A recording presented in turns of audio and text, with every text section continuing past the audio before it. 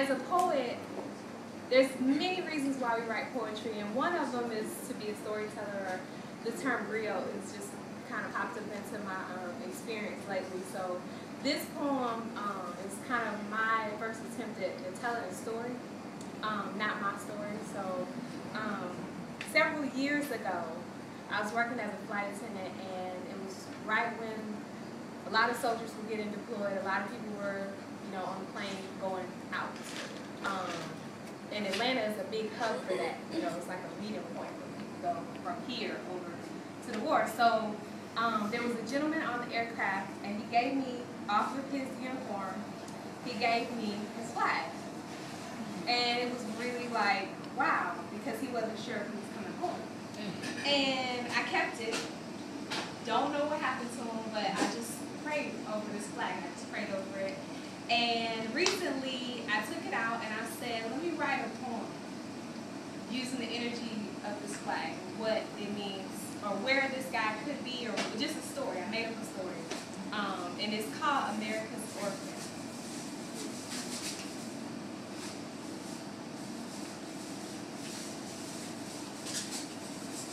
It was a winter day.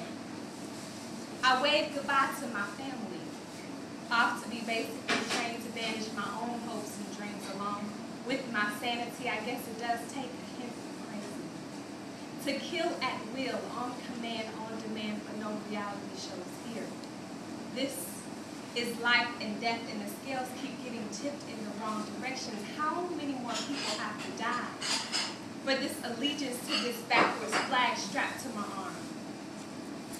They told me that we are fighting a war on terror, but I know that I've brought terror of my own with this weapon of minor destruction strapped to my back. Upon our deployment, generations have been destroyed, both here at home and abroad. Tourniquets tied too tight to bloodlines, too many landmines planted in our minds. I was taught to become the gun, to be a machine, cold, calculating, and precise, to march in step, left foot, right. I don't sleep at night.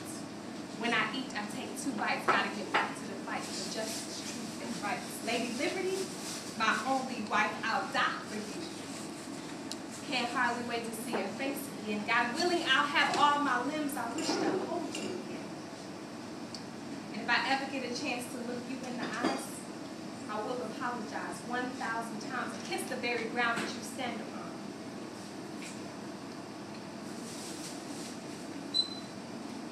If I ever get a chance to look you in the eyes, I will apologize 1,000 times and kiss the very ground you stand upon. I will confess all of my sins, the mistakes that I've made. The first, choosing to fight in a war without an end in sight, without asking the question, how does a war ever really end? Who will decide which one will win? Is it the last man standing? Or will there be a trumpet of victory or signaling of defeat because I never tasted brass upon my lips and no music lessons were ever given to me? I don't own a white flag. They did not even give me a white tee underneath my fatigues.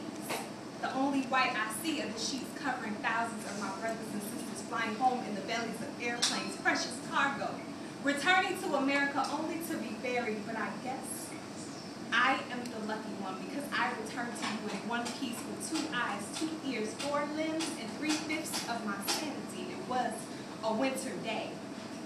I returned to the land of the brave and the home of the free to find that my home had been taken. 7 years of my life wasted and I ain't never been free. Whatever happened to yellow ribbons tied to trees? You said you'd always remember me. The only color I see is this bright orange eviction notice on my door greeting you. Whatever happened to strings?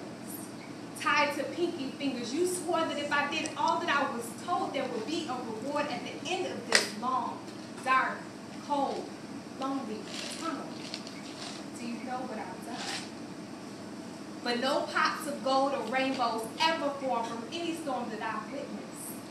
So tonight, I clench my teeth and I close my eyes tight and I lay my head upon this concrete bed that I've made for myself on the steps of City Hall, and with every new day that passes me by, another piece of me dies. And with each new set of eyes that passes me by, another piece of me dies. Every time I realize that no matter how much I've done to be a good son, America, you abandoned me.